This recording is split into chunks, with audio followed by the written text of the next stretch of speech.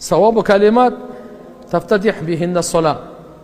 Намазды баштагандагы эми сөзгө келейли.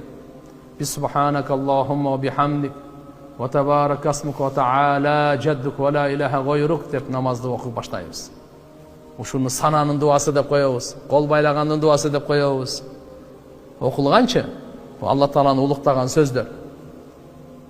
Пайгамбар саллаллаху алейхи ва саллям кээде ушундай сөздөр менен да баштаган, кээде башка зикирлер менен да баштаган.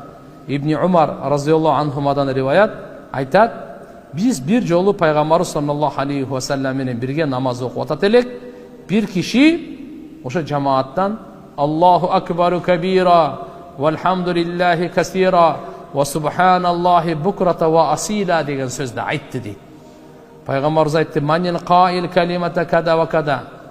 Намаз бүткөндөн кийин пайгамбарыбыз мына сөздү ким айтты деди. Субханаллах, Аллаху акбару кабира вальхамдулиллахи касира ва субханаллахи букрата ва асила.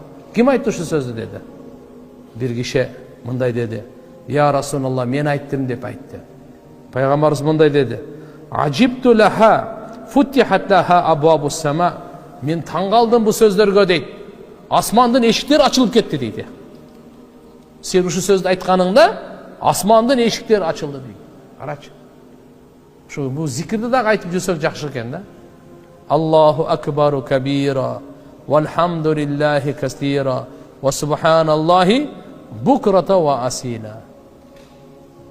Кайталап койлу. Аллаху акбару кабира. Айтсаңар эми чай ичип келиңерби? Аллаху акбару кабира вальхамдулиллахи касира ва субханаллахи букрата ва асила. Кийин айтасыздар, айтпайсыздар баары, бирок азыр айттык да, алхамдулилlah да. Кандай дедиңиздер? Бирок ушу айтканыбыз жазылды. Кыямат күнү буну көрөбүз. Буну кийин канча жолу айтып жүрсөңүз, ошончолук жакшы. İnşallah, inşallah. Peygamberimiz aytат, "Acibtu laha, futihat laha abwabus sama." Uşu sözgө men таң калдым дейт.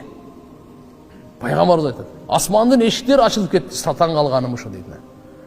Атиги чочулап кетсе да мен не бала кылып бердимби деп, Болсо ушу сөздү айтып берген да.